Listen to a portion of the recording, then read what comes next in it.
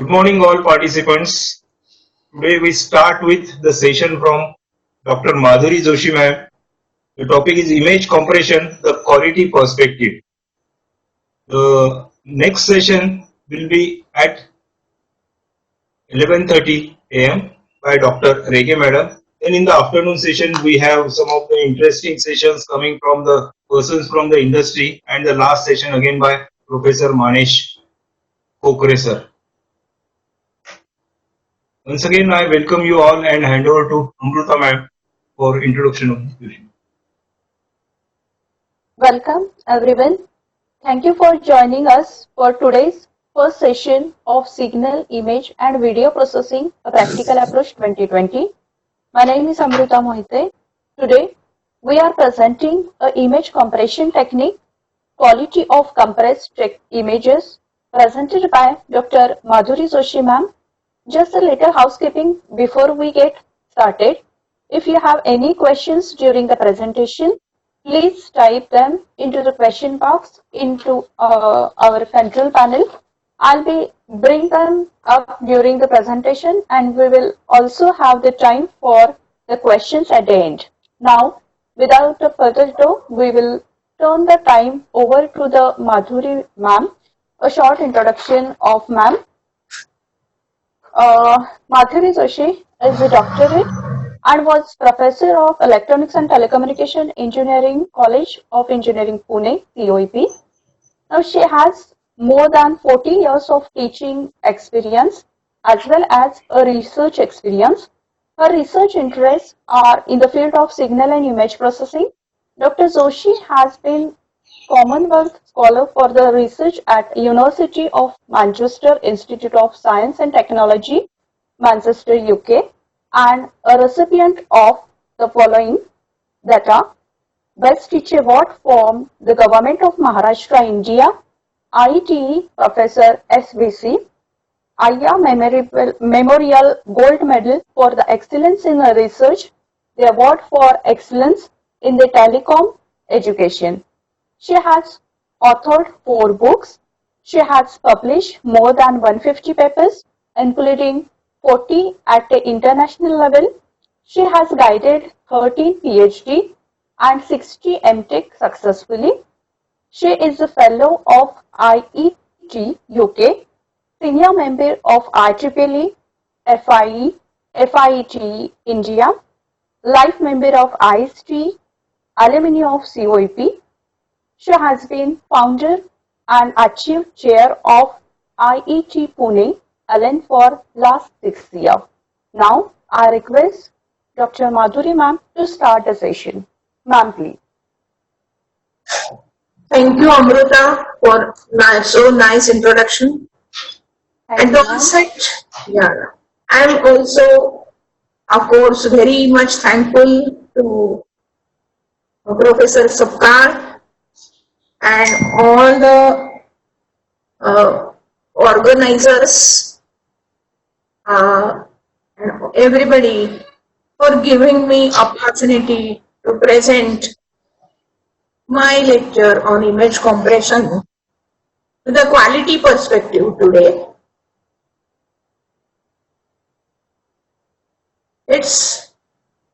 I will start with the need for image compression. I will also take you through the tour of different compression techniques, and then half the presentation will be on how to measure the quality of compressed images.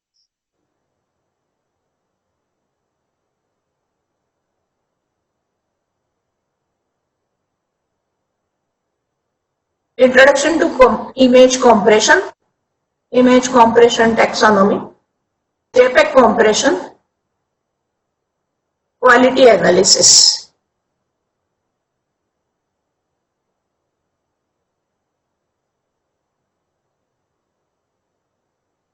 Why do we need compression? Suppose we have an audio signal of 8 kilobytes, 8 samples per second. Each sample is of 8 bits. It will be a very huge size. Audio conferencing like this, of course, ours is with video. Even only with audio conferencing, it is 16K samples per second. Each sample is of 16-bit size. It is a huge requirement of memory. Digital audio, 44.1 kilo samples per second, each is of 16 bits per size. Image is of 256 by 256 size, minimum 8 bits per 8 bits per byte, and gray image is of 24 bpp. For color we need such 3 channels, so the size becomes huge. Image capture using 5 MP and 8 mpb digital camera, the size is too high. Medical images, we need the X-ray, sonography, CT scan, and so many images. We need many details of the medical images. They are of big size. Video frame size is 640 by 480, 24 bpp, 30 frames per second. So you can imagine the memory requirement. Size is too high. 1280 by 720 for high definition TV, 24 bpp, 15 fps. The size is too huge. 1920 by 1080 full HD TV, 24 bpp, 15 fps. The size is still higher. Time required to transmit this over the internet with 28.8 by 56.6 kbps modem. So the time requirement will be very large and it will not be matching with the speed and the size of the data. Therefore, we need compression. The cost limits of the data transmission, internet, GPRS, MMS, etc. pose the requirement for compression. Image data compression. The compression is reducing the amount of data, the number of bits required to represent a digital image. Reduction process is the removal of redundant data. Now, when it is an image, suppose you are interested in only one part of the whole image, then you need to remove the unnecessary data and concentrate only on the required data. So you reduce the data as per the requirement. From a mathematical viewpoint, transforming a 2D pixel array into a statistically uncorrelated data set.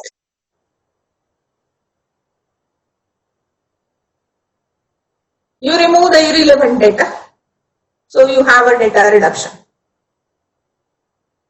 Applications of data compression or image compression are tele-video conferencing, remote sensing, document imaging, medical imaging, facsimile transmission, that is fax. Applications depend on the efficient manipulation, storage and transmission of binary, grayscale and color images. Image compression taxonomy. There are 2 techniques. Lossless, that is, it preserves the information. It has less compression ratio. The other technique is lossy technique, which has got higher compression ratio. Lossless coding techniques mainly are entropy coding, Entropy gives information. Entropy is a logarithmic function and it preserves the information in a very short manner. However, it has some kind of data compression because of logarithmic nature. Of course, there are many techniques under this. Repetitive sequence encoding, it is called RLE. Statistical encoding, examples are Huffman coding, arithmetic coding, and LZW.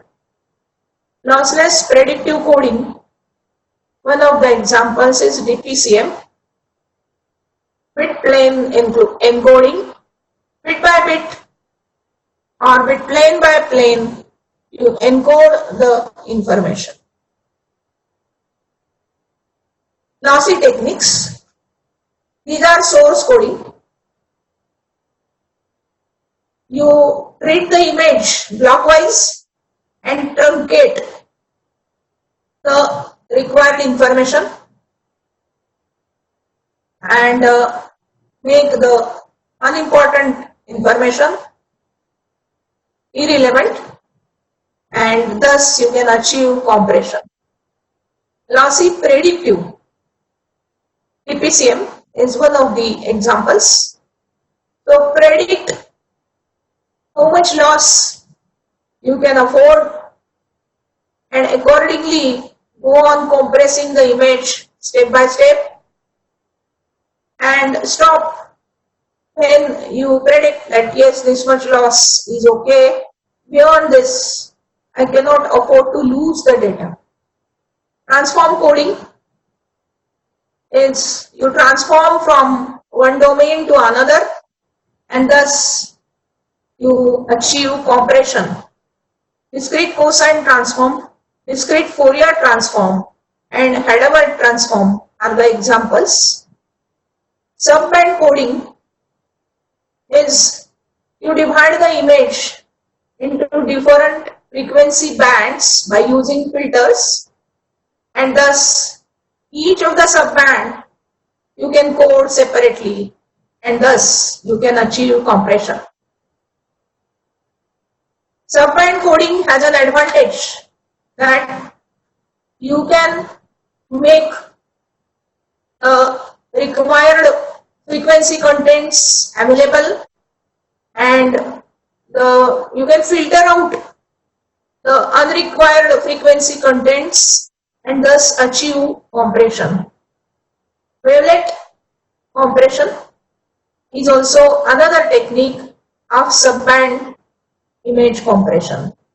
All these techniques, mind well, are lossy coding techniques, and therefore you have to accept that there will be loss in the information. Fractals is also one of the techniques for image compression. Vector quantization is the technique which is again based upon the centroid information and then forming the vectors of the blocks, and block by block you achieve compression. Fundamentals of image compression. The main thing that we want to achieve is data redundancy. We have to find out which is the data that is redundant and we have to remove it by using different filtering or different taxonomies or different coding techniques. Data redundancy is 1 minus 1 upon compression ratio, where compression ratio is n1 upon n2, the image that is compressed on the original image. RD is the relative data. Basic data redundancies, coding redundancy, interpixel redundancy. सांगितलं ना मग बस थोडी video करत.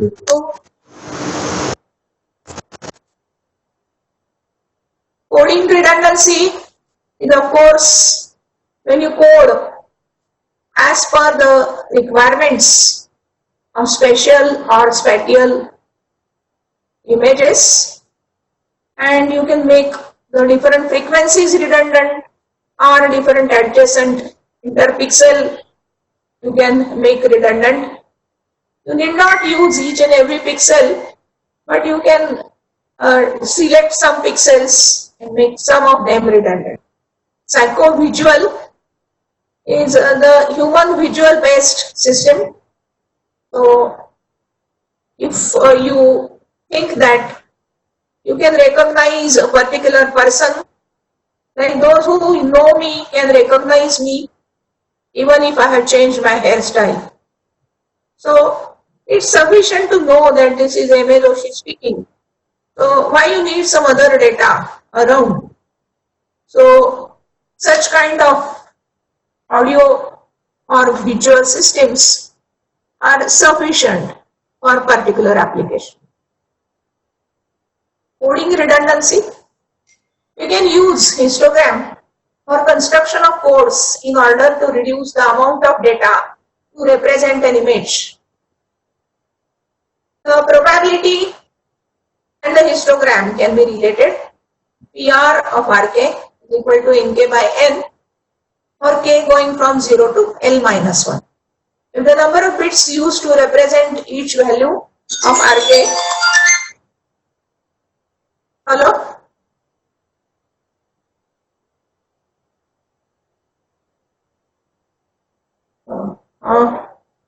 नहीं है earphone.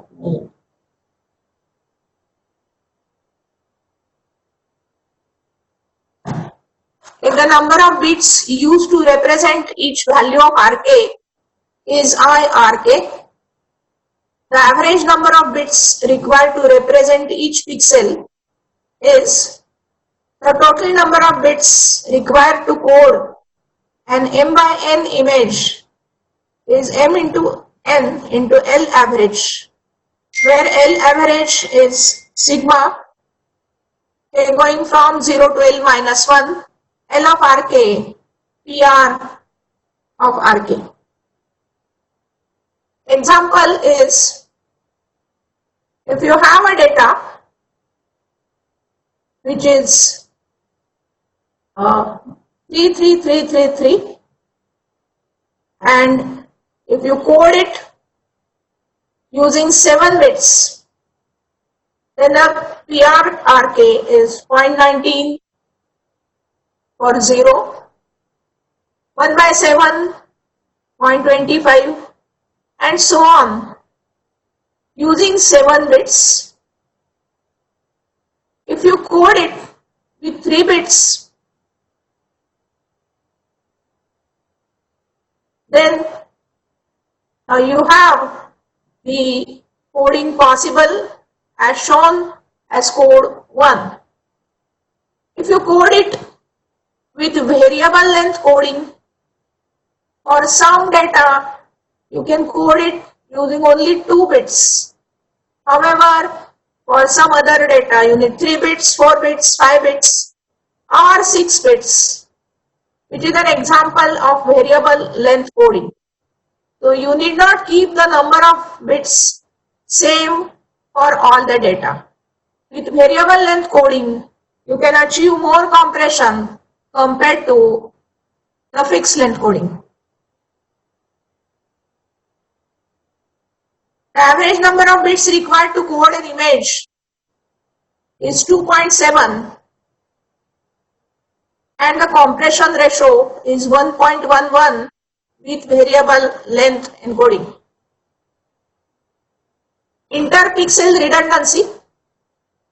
The same number of matchsticks are there in image 1 and image 2. However, they are randomly placed in image 1 and regularly placed in image 2. The data is same. However, in image 1, there is no correlation, which is very regular. In the second image, the correlation does exist. However, The histogram shows similar data. If we use the correlation, then we can compress the data in much better way. So you can make use of interpixel redundancy. Psychovisual redundancy. Human eye responds with equal sensitivity to all the visual information. Some information is relatively less important as visual processing is concerned. Such an information is psychovisually redundant. Elimination of such do not impair the visual quality of the image. Psychovisual redundancy is associated with real or quantifiable visual information. A loss of qualitative and quantitative information using quantization gives a certain loss, but psychovisually you can still perceive the image as is required by human visual system.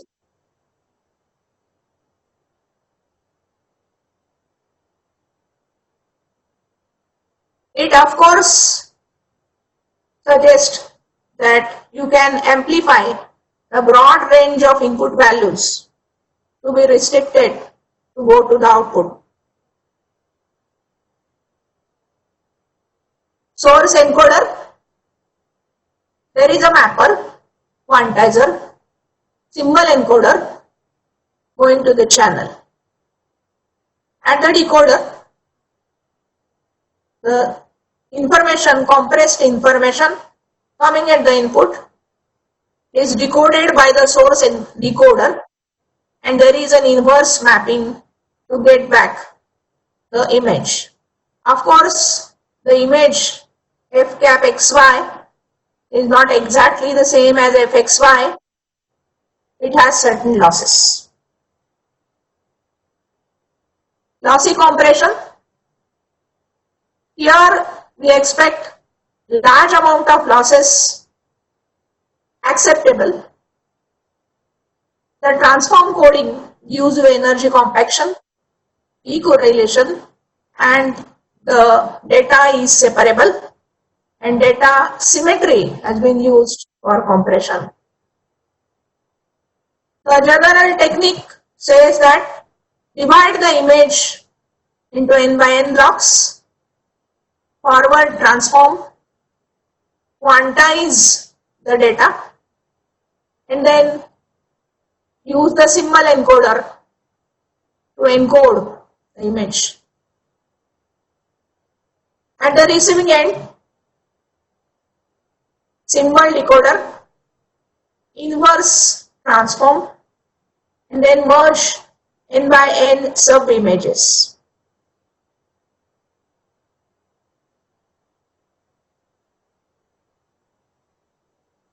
You have the compressed image,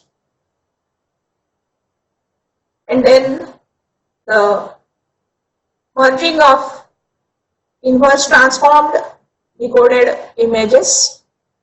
These sub images are merged together to get back the image. This image is of course not the same as what was transmitted, what was there at the input, but there is a loss that is acceptable. This is decompressed image. Discrete cosine transform. It is a JPEG. It is going towards JPEG standard transformation, which is used for photographic image compression. Joint photographic image compression. Pxy is the h function hxy You have the discrete cosine transform defined as double sigma fxy cos of 2x plus 1 pi by 2n cos of 2y plus 1 Vy by 2n, where alpha is 1 upon square root 1 upon n for u is equal to 0 and 2 by square root 2 by n for u is equal to 1, 2, etc. up to n minus 1. It is similar for alpha v. Fxy is alpha u alpha v double sigma cuv cos uv cos of 2x plus 1 u pi by 2n cos of 2y plus 1 v pi by 2n. X and y represent the rows and columns. The mathematical foundation of the basis function of 2D DCT. The plot is a basis function for n is equal to 8 as follows. You can see that the leftmost corner is the lowest frequency component of the DCT or the 0th frequency component or DC component, which is having a lot of information. As you go from the left corner diagonally to the right corner down, you can see the variations.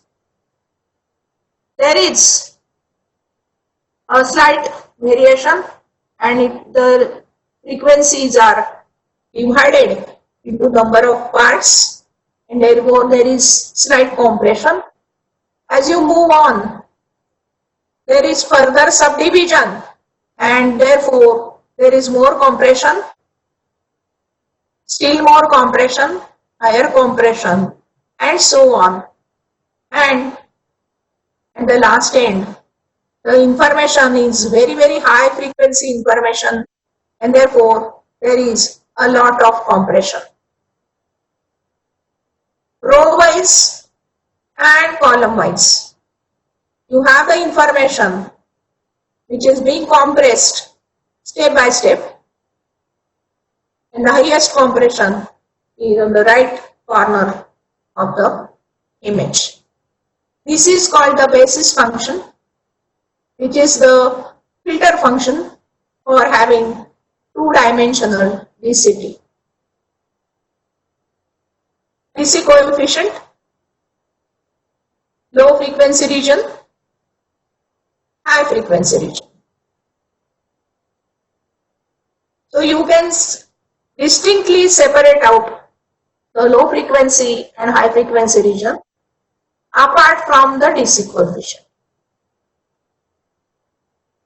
The rightmost corner, as I told, is very high frequency region. Energy compaction and its advantage. Energy compaction, efficacy of transmission scheme can be directly gauged by its ability to pack input data into as few coefficients as possible.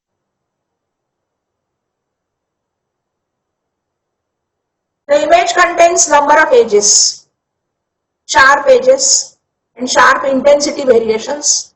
Therefore, it can be classified as high frequency image with low spatial contents.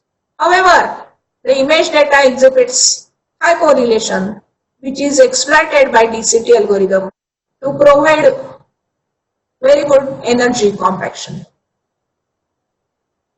It is the image which is progressively high frequency image having spatial content also.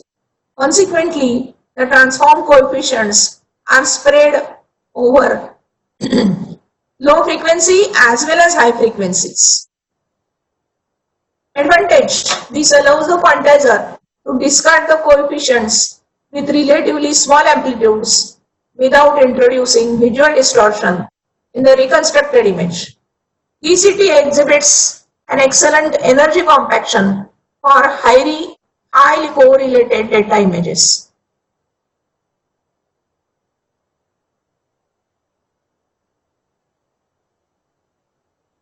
This can be implemented easily using hardware. So DCT chips can be easily available. Why do we need international standards? Of course, for exchange of information at international level, there is a need to have international standards. Requirement of coding standards. State-of-art compression. Allow applications to trade between desired compression and image quality. So one can be, if you achieve good compression, then image quality is bad. So one is at the expense of other. So you need, define the need as per application, whether you want more compression because your transmission bandwidth is less, and then you have to do with bad image quality. But if you need very good image quality, then you have to compress to a lesser extent and thus have a wide bandwidth for transmission, and then you can expense at the expense of image quality, you can compress only up to limited extent.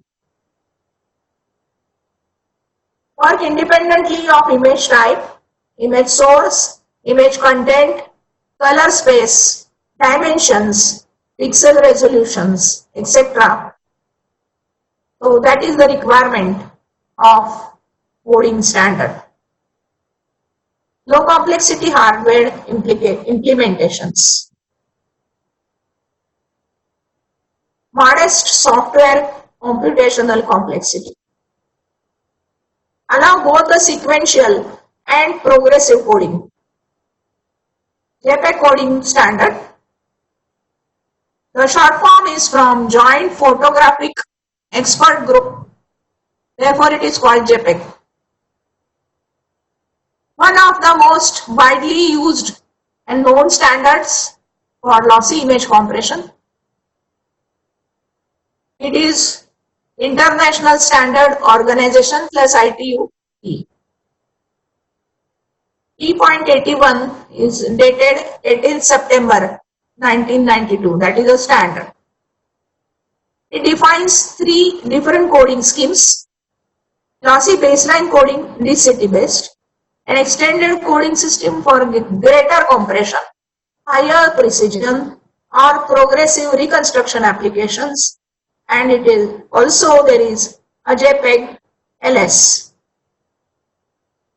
All the standards in JPEG are based upon discrete cosine transform. With baseline transmission, baseline coding, you can achieve a very generalized lossy scheme. With extended coding, you can have larger compression. However, you can have higher precision. And JPEG LS is a very high into the number of levels of quantizer output. Then there is a zigzag coding that is applied.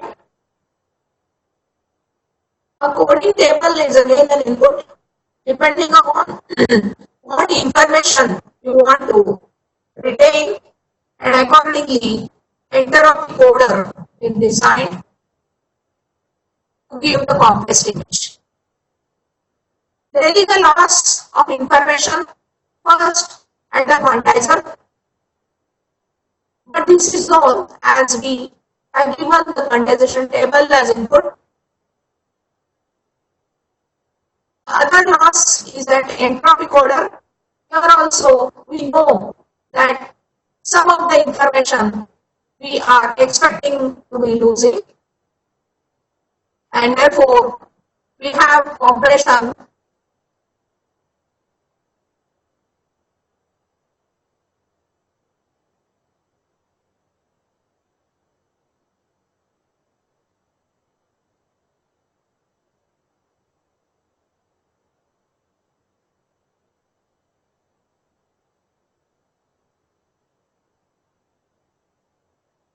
the compressed image. When we apply the reverse sequence enter of a decoder, zigzag coding, reverse quantizer, with the same coding table and quantization table applied were there at the input, inverse DCT, level shifting, and then we get the decompressed image. Reverse image, original image is of 65 kilobits. We have 50% compression, and the compressed image is of 5.66 kilobits. With 10% quality, we have 2.7 kilobits image. You can see that the quality of 10%, which is compressed image of 2.7 kilobits from 65 kilobits, the quality is not very good. But still you can recognize the gigabits. 50% compression and 50% quality and compression. The quality is not very much degraded. However, in the last image, quality is degraded. You can see the blocks in the image.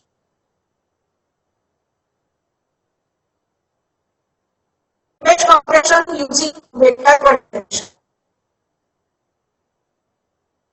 The interface of the vector quantization is the basic algorithm for image compression. It is based upon this.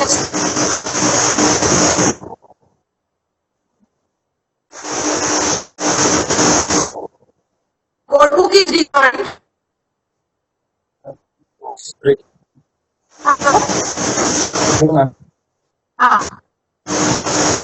Voice is breaking.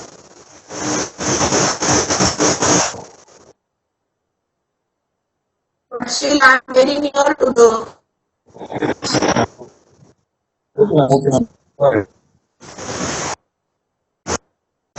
next neighborhood rule. The basic thing about vector is we have to form the vectors. What are these vectors?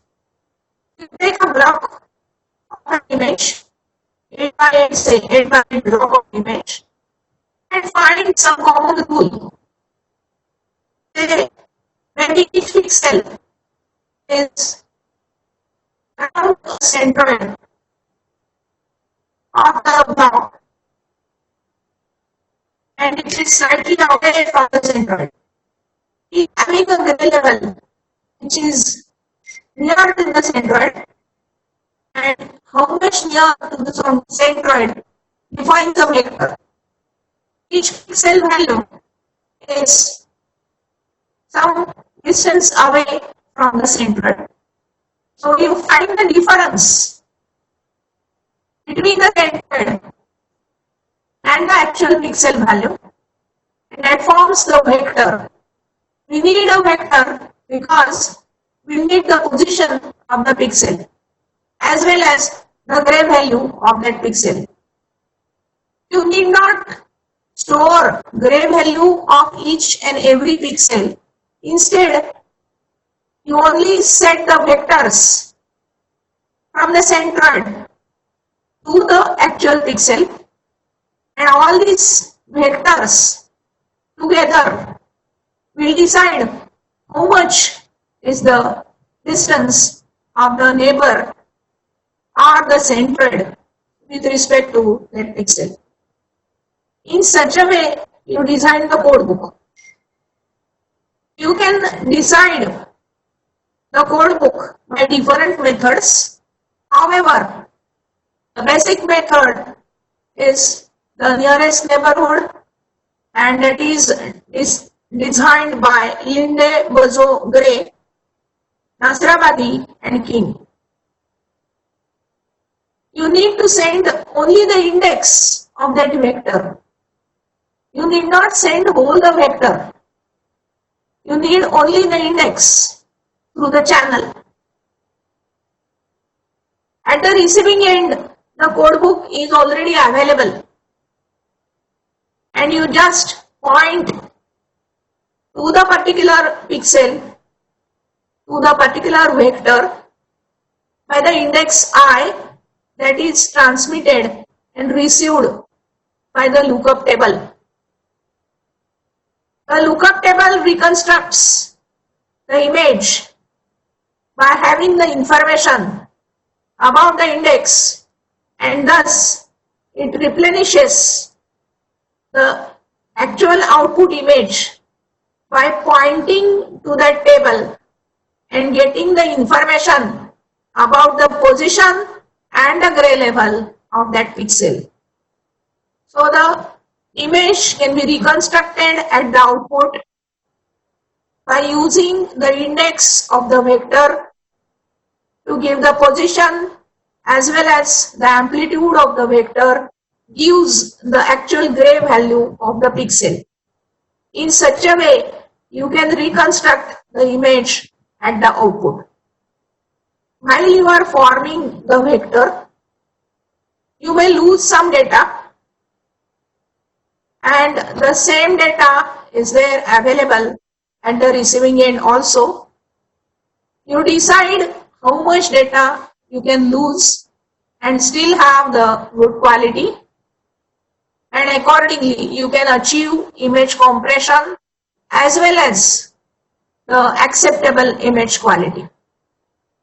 Vector quantization is a very good tool to have large amount of compression. There are different distance measures. Euclidean, which is mostly used, Manhattan, WMSE, or Mahalo-Bolis. How much is the distance of the given vector from the decided centroid or the mean vector? This distance can be coded using these distance measures.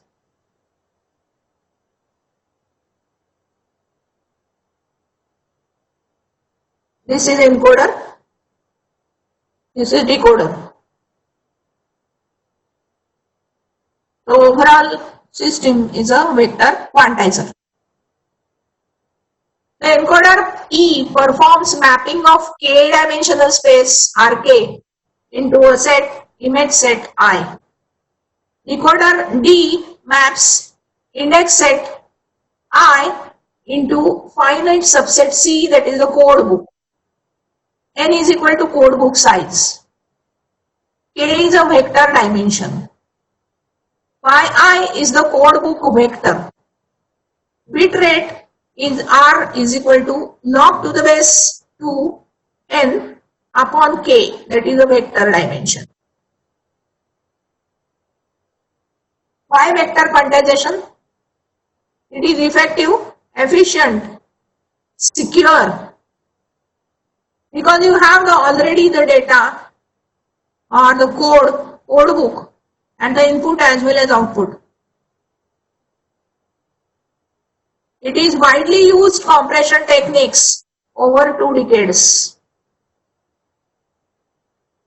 We achieve a very high compression ratio using vector quantization. Further, with vector quantization, we can further apply artificial intelligence techniques to get the good quality of compressed image as well as very high compression ratio. It is simple to implement, especially in the decoder style. It is useful in low bitrate applications. We have a very low bandwidth. Suppose we have a very low bandwidth available and low speed to send the data, but the data is too huge. So we have to reduce the bit rate to a very low value from a high value and still achieve a reliable or acceptable compression ratio as well as the quality of the compressed image. There are of course some drawbacks. There is a blockiness which degrades the quality of the decompressed images. Memory size. So you need the memory at the input as well as at the output to store the vectors. Encoding complexity. So you have to run a very complex algorithm while encoding the image because you have to form the vectors. Search speed is very low. Even though these are the drawbacks of vector quantizer, still it is very popular and it is being used still. Many modifications are being done in the design. Distortion measures. Many distortion measures are used to select the code vectors. Widely used measure is a squared error. Suppose there is a pixel and xy and you need to design the distance measure. So you find the difference between x and y, you square the distance and then you find the magnitude which is equal to xl minus yl square, and then you sum such squares from 0 to k, where L is the elements of vector x and y. The code vector producing the smallest distortion is selected as the best match. So every time you try to find out the code vector with respect to each pixel in the block, and whichever is giving smallest distortion in the square error is the best match. Scalar versus vector quantizer. Scalar quantizer involves processing of the input samples individually. For each and every input sample, you need to process. It involves processing the each input samples in groups. SQ involves mapping of individual input to the output using the same distortion measure. So if the input image is 256 by 256, then you need to calculate distortion measure 256 by 256 times. While BQ involves mapping of groups of inputs into a set of well-defined vectors using some distortion measures. So there is a group of pixels, say 8 by 8, and there is a single vector for each input, but some distortion measure is there for each group.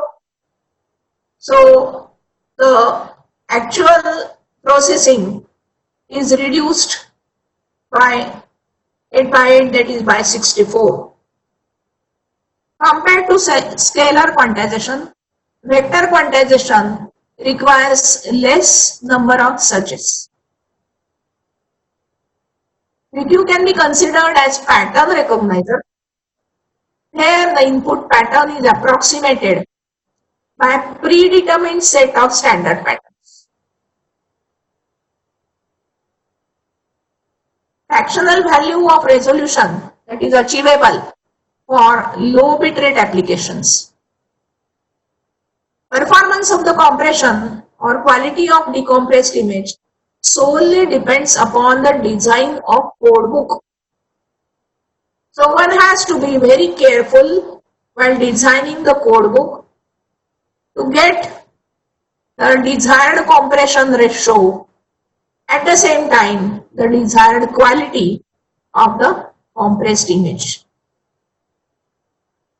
There are different type of vector quantizers, Lloyd and Bozo, Lloyd, Bozo and Gray, LBG algorithm, which is the basic algorithm, adaptive vector quantizer, address vector quantizer, classified vector quantizer, mean or gain shape vector quantizer, artificial neural networks, coherence self-organizing feature maps, SOFM, codebook replenishment. So go on changing, replenishing vector quantizer, hierarchical vector quantizer, as per frequency or as per special contents, you hierarchically change the vectors. Predictive vector quantizer, transform coded vector quantizer, and subband vector quantizer. Necessary conditions for LBGVQ: for a fixed decoder codebook, an optimal encoder partition had satisfied the nearest neighborhood rule. We map the input vector into a cell Vi, producing smallest distortion. The second optimality condition is the centroid condition. For a given encoder partition cell, the optimal decoder code word is the centroid of the cell. Where the centroid of cell is Vi, is the vector Y star that minimizes the distance E of dxy such that x is within Vi, that is the average distortion in the cell.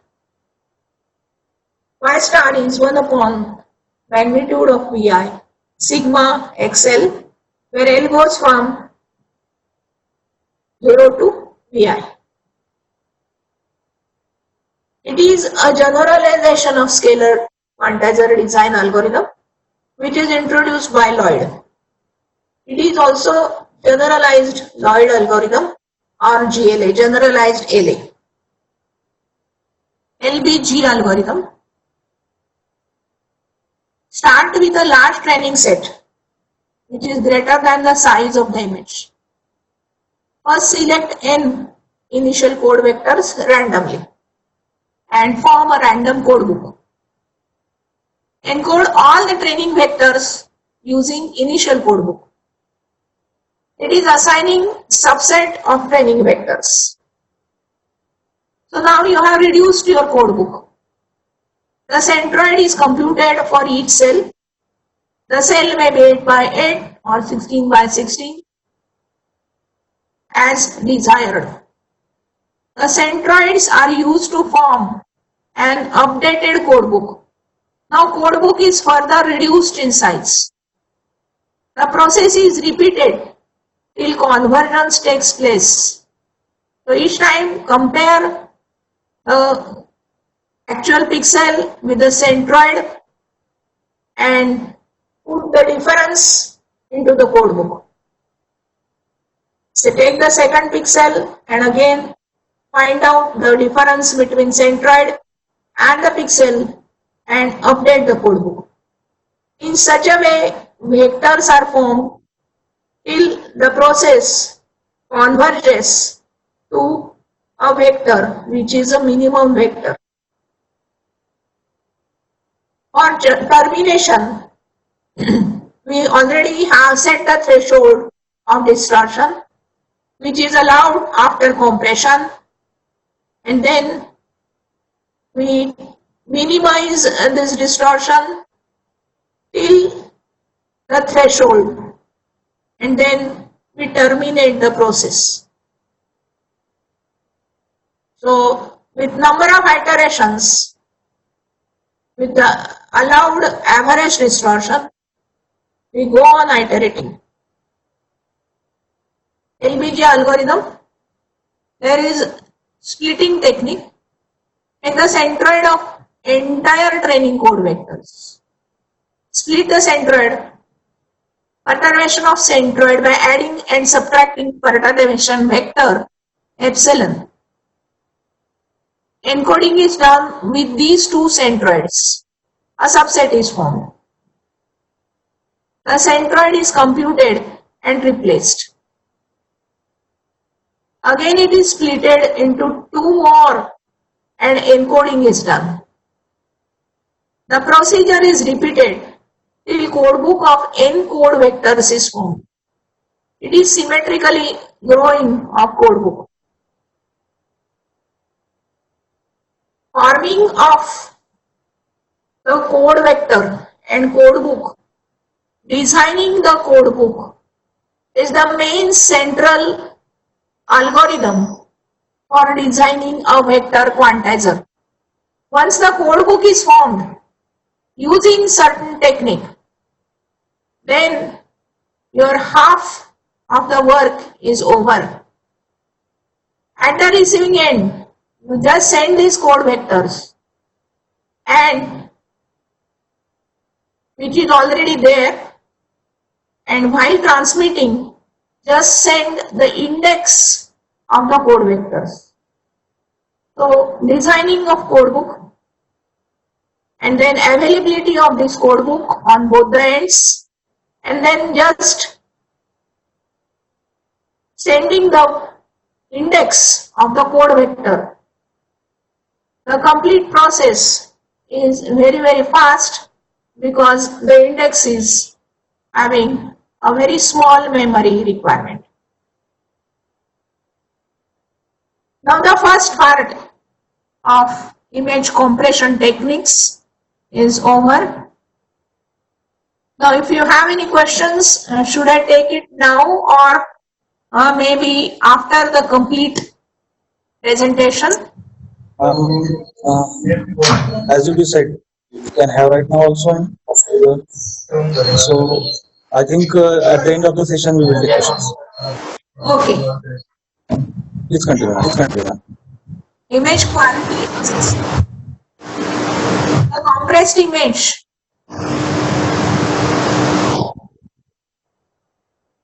In the compressed image, it is expected that quality will be. You cannot get the same quality as the at the receiving end. How to measure the quality of the compressed image? There are different quality measures that you can define in terms of some degree, which are imposed upon the requirements. In general, the usefulness of that image, that is discriminability of the image content. If you can find out that yes, this image content is still useful to me, I can make use of this image for my purpose, I need not see all the details, then the image quality is tolerable. Usefulness is one measure and naturalness is another measure. So identifiability of the image content is another measure, which can be described. But how you can measure usefulness? How you can measure naturalness? You need some number. You need some parameter to assess the quality of image. Quality is of course quality. You have to quantify it so that you can assess the image quality. So actually it is quantification of image quality. Quantification of image quality. How you can describe and measure usefulness? You can visually see that go on compressing.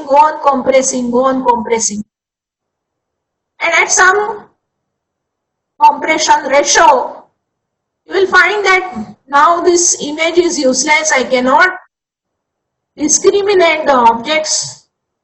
I cannot discriminate the image content, and before that I should stop. So we have to measure discriminability.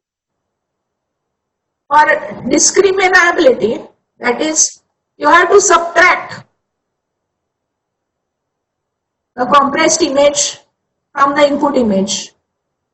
So simple subtraction may be useful in finding usefulness of the image. Naturalness, maybe you can correlate some of the objects from the input image to the output image, and if the correlation factor is up to certain content, identifiable content, then you can say that the image content is having naturalness. Is it difficult? Why image quality assessment is so difficult? Because image quality degradation can be at the level of acquisition, depending upon the camera structure and the acquisition technique of the camera, compression, transmission, processing, and reproduction. We are aiming to express the image quality degradation at this stage only because of compression.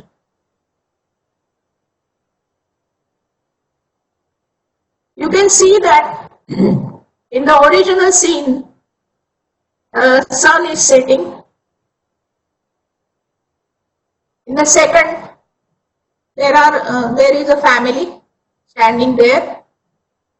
In the second, you cannot see the details of the illumination of the setting sun, but still you can see the contents. In the third stage of compression, the sun is seen, the leaves are seen, the family is seen, the water is seen. In this compression, everything is blurred. However, to some extent you can find out there is some sun that is setting, leaves are there, and some figures are there. But this is compressed too much and the quality is degraded. If you use some technique where you can see the details, still get the compression. You have some blockiness, but you can see the sun. You can see that it is setting. You can see that the leaves are separated. You can see that 3 family members are there, and there is some kind of uniform gray level, maybe water or some kind of environment. So even if there is a blockiness, you can find out the different and identify different objects in the scene. The compression is actually more than this compression, but the quality is okay because you can identify the components. Categorization of image quality assessment methods. There are subjective measures and objective measures. Subjective measures are how the human visual system perceives the image. Objective measures are mathematically designed and defined, and HBS based systems also can be made objective. Mathematically defined functions and HBS based systems are the ones that are objective, in which we are interested in defining. These measures are meant for image quality assessment. What are the methods? What are the measures? Mean square error. So you have the input image, you have the compressed image. Find the difference, square the difference, and that is find the mean of that error. PSNR is the peak signal to noise ratio. So what is the signal to noise ratio and what is the maximum value of it? That is peak signal to noise ratio. Average distance. The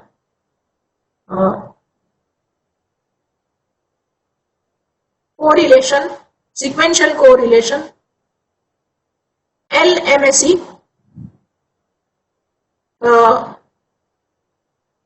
correlation quality, NK, mean difference, average difference, mean difference, and the frequency measure.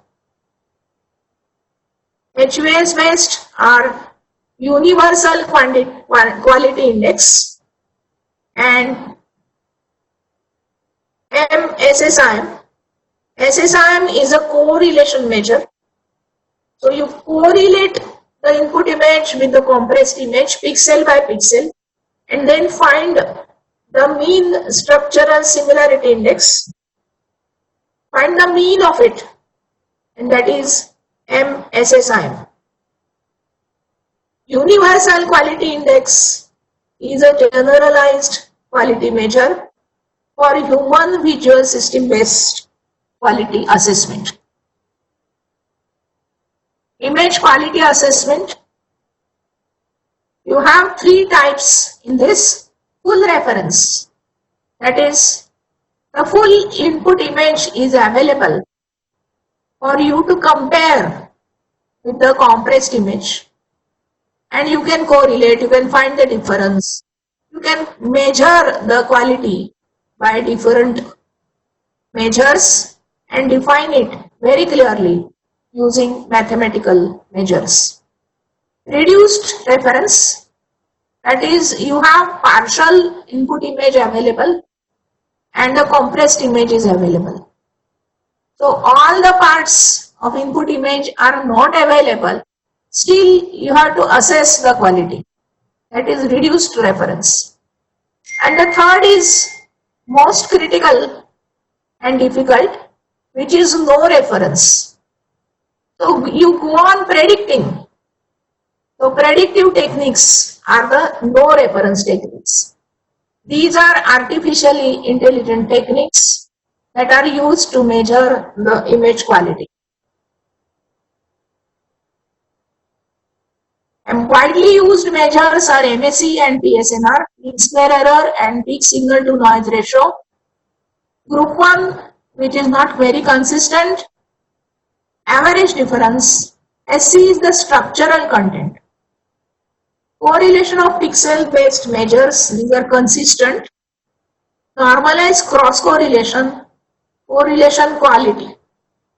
LMSE, Laplacian mean square error. MD is the maximum difference. Group 3, which is very consistent, peak mean square error. Image fidelity or normalized absolute error. Human visual based, mean structural similarity index, which is defined by Zhou and Wang. Universal quality index, mean opinion score. This is purely human visual system based, and there is a set of people who are sitting in the room and different images are shown and their opinion of how the image is good, bad or worst, that is taken as a feedback, and then a mean opinion score is formed. Spatial frequency measures and spectral activity based measure. Mean age SSI. The image consists of the background, the edges of the objects, and the variations of the shades of the objects inside. Therefore, you have to make three categories: background, object separated from background by edges, and the shades of color or gray levels within an object. If all three are good, then the image quality is best. But depending upon the application, if I want only the edges to be there, then the mean structural similarity index, if it is good, then it is sufficient for me. If there is no noise, peak mean square error is quite less, then the image is less noisy, so it is acceptable to me. So with minimum error, I have the image, and mostly group 3 measures are very consistent in measuring the quality of image. Image fidelity is the important measure, and the MSE and PSNRs are generalized measure. You cannot say that mean square error is less, therefore image is good, or PSNR is less, therefore the image is good. But in general, you can say that if MSE and PSNR are having good values, then it is acceptable. If PSNR is very high, then it's good. But below a certain level, you cannot accept it. Mean square error, if it is very high, then you need not accept it. So in general, acceptance measures can be MSE, PSNR. Correlation based measures with respect to pixels, that is pixel gray levels, or the structural level, that is edges.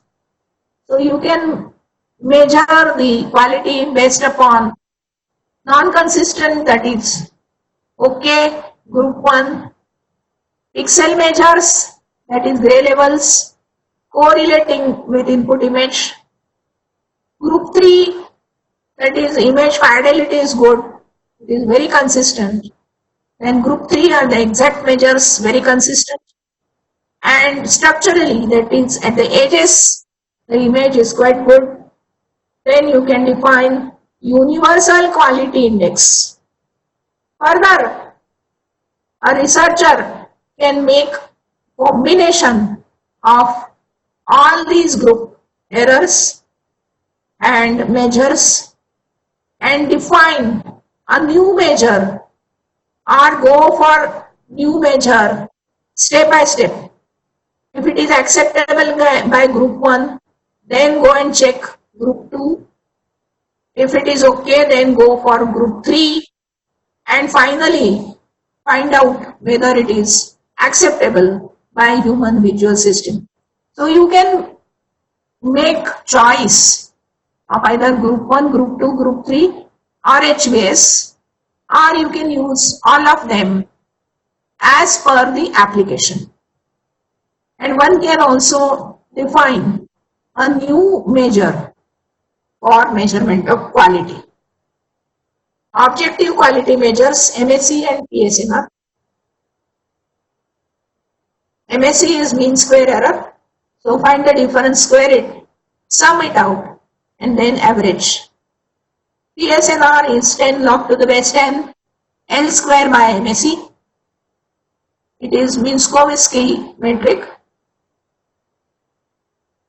EP, that is the error, which is the average of xi minus xi cap is to P, 1 upon P, that is EP, where P is between 1 to infinity. That is the error. Why MSE? It is most convenient for the purpose of algorithm optimization. It is differentiable. It is closed form solution. So your algorithm never will go into loop. It is not stoppable. So it can be used in real problems. Physical meaning, it is the energy of the error signal. Difference between signal of two images being compared. Energy measure is preserved after linear orthogonal transforms such as Fourier transform.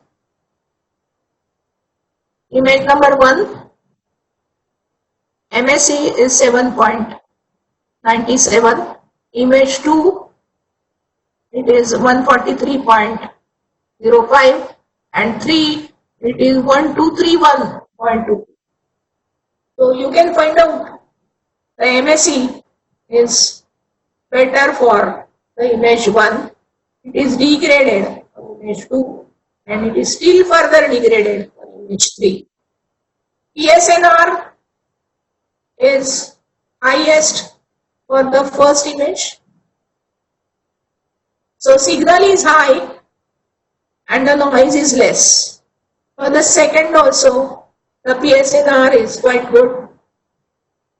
For the third, the signal is very low and the noise is more.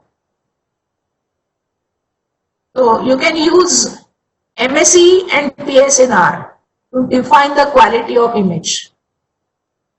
Good, better, bad. Objective quality measures. Now I want to measure the quality. Other quality measures are average difference, maximum difference, structural content, that is the edges, image fidelity, normalized correlation. So these are mathematically defined. So average difference for the CT scan image. So the first image is the original image. This is the image number 1, which is compressed, 2 and 3. So different measures can be used to quantify the quality of the compressed image. What's wrong with MSE? Mean square for this picture, for this picture, for this picture. This is same. 309, it is 306, 313, but the image quality is not good. This is also noise is there, but still MSE is 309, same as the input image. 308, but it is very faint. 309, it is blocky. 871, but it is quite good. MSE is 694.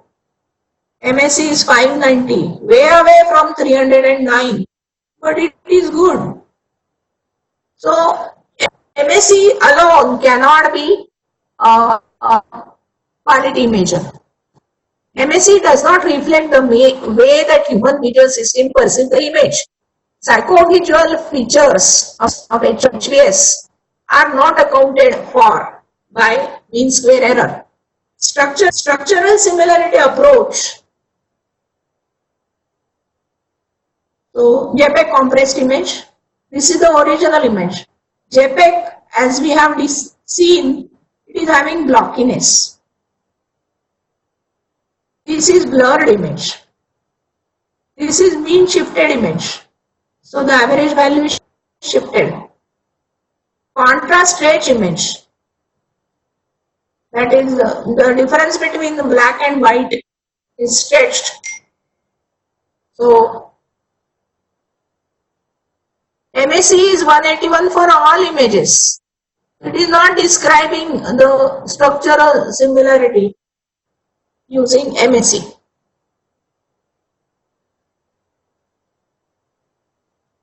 Luminance of the signal X, luminance of signal Y. Luminance and contrast decide the quality of an image. So you need to compare both. Signal X is a input image, signal Y is a output image. So you measure luminance of both, you measure contrast of both, and then subtract them. Compare luminances of X and Y, you compare contrast of X and Y, and compare structure of X and Y. You combine all these three informations, that is luminance comparison, contrast comparison, and structure comparison. You make combination of all these three to get a similarity measure. That means the signal X is similar to signal Y. For that purpose, we need to compare luminance, we need to compare contrast, and we need to compare the structure. Luminance and contrast give you the gray level and the gray level difference of adjacent pixels. Structure gives you the general edge content in the objects in the image. If you combine all these three measures, then you can get one measure which is called similarity measure.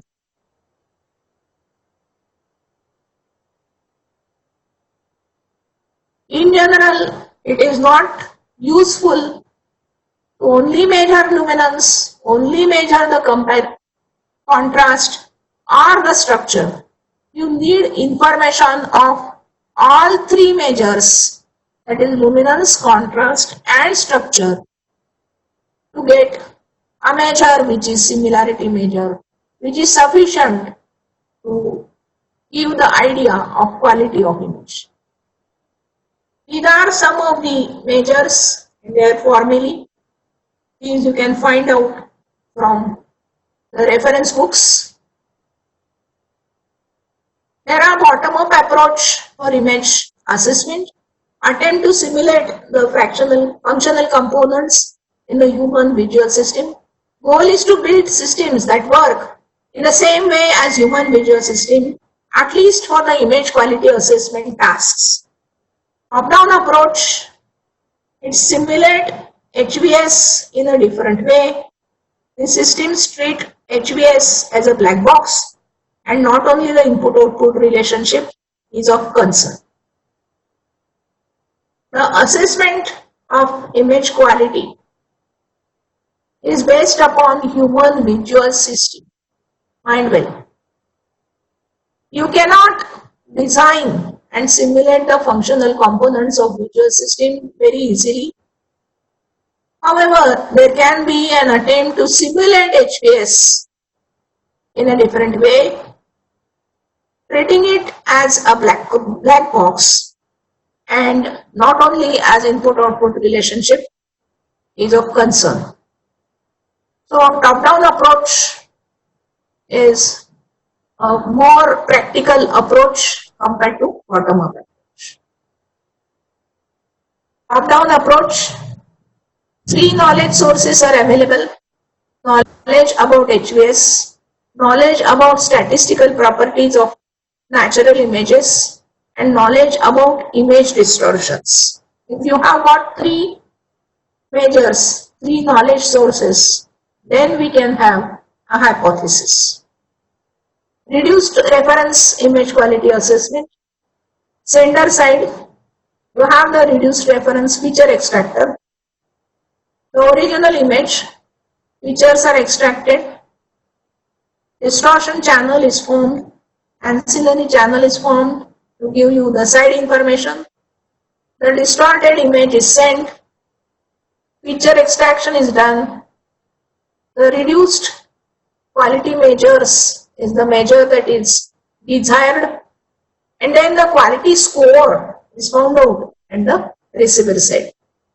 For that, you should have the reduced reference available, and then you can separate the distortion channel and the original image without distortion.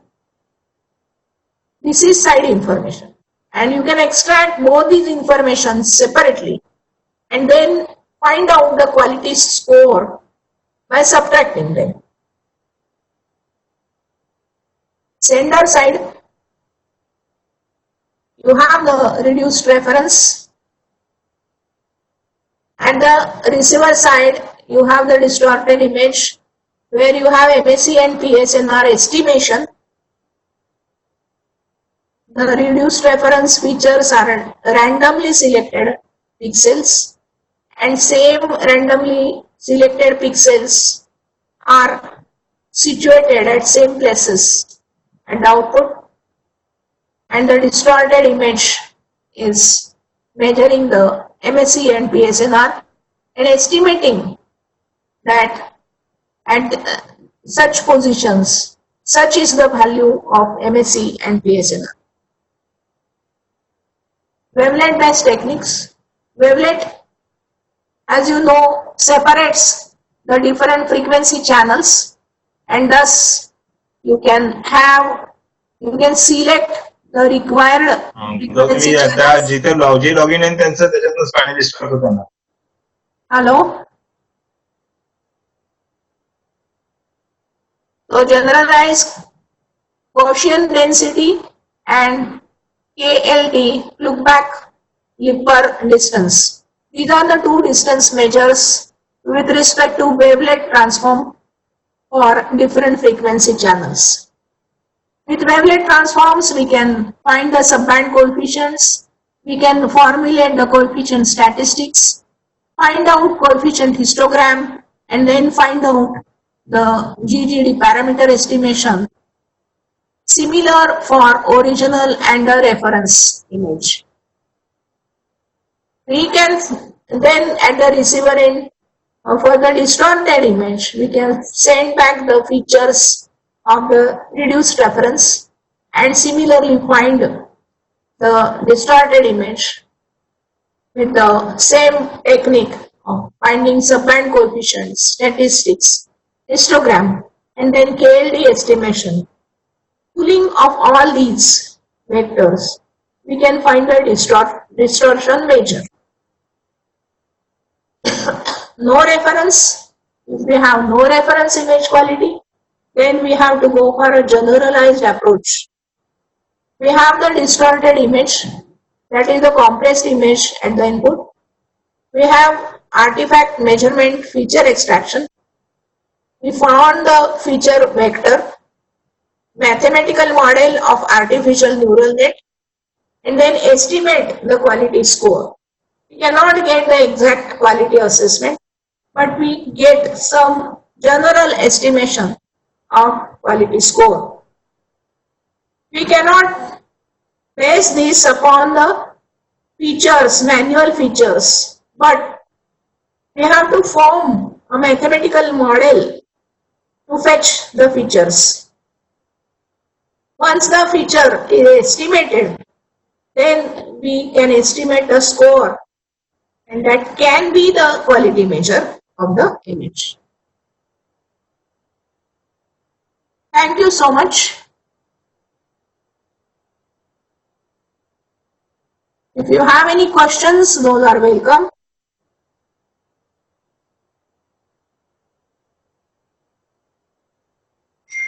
I think I have.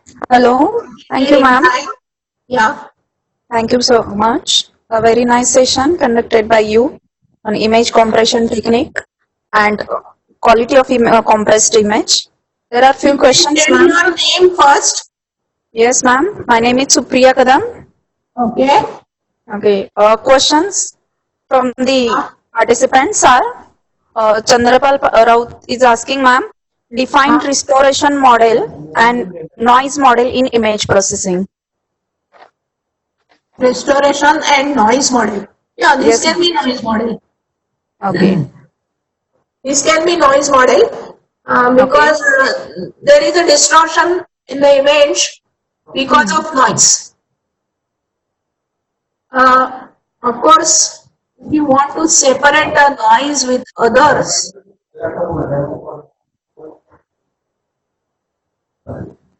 Yeah. Noise can be because of blockiness, because of contrast stretching, or blurring, or being shifted, or anything. You cannot get exact noise with every type of distortion. That is the question, or Yes, is that the noise question? model. Yes, define only. Yeah. So because of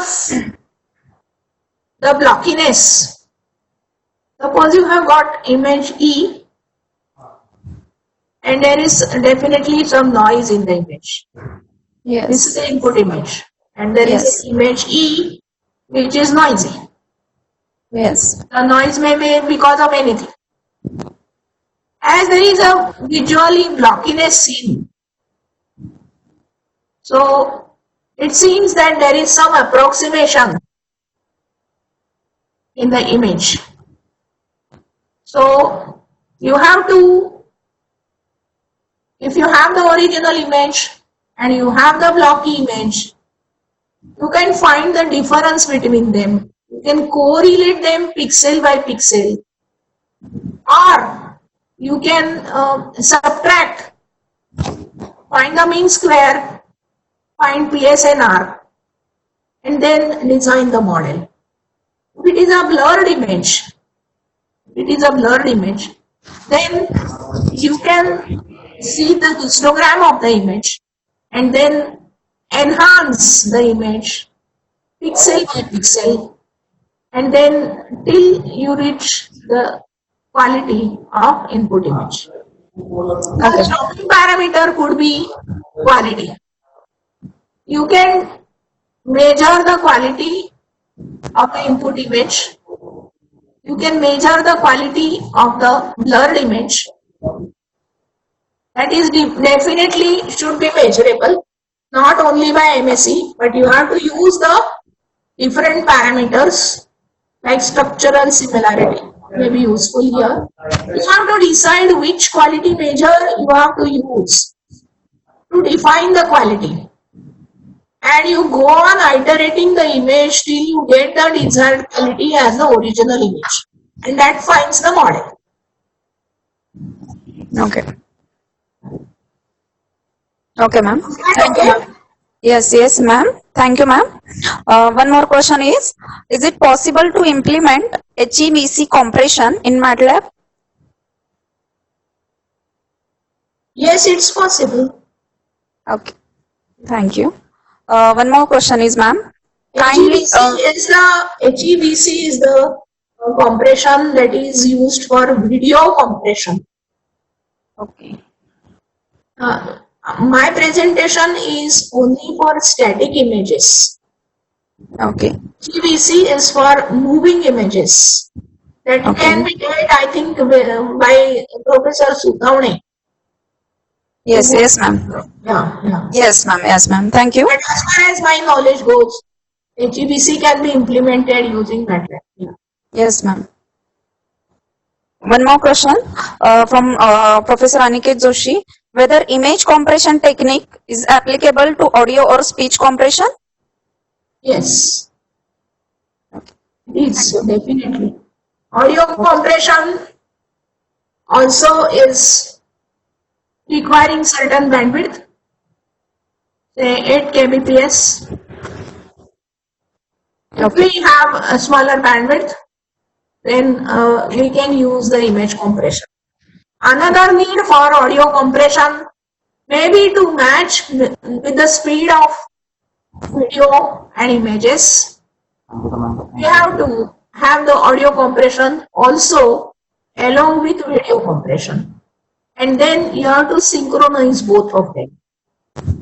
But for audio, normally for audio we have the telephone bandwidth which is sufficient for sending audio from one end to another. The transmission bandwidth is quite okay for matching it.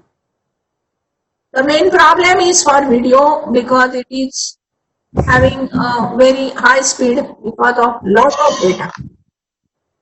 and the contents are of different frequencies over a large bandwidth.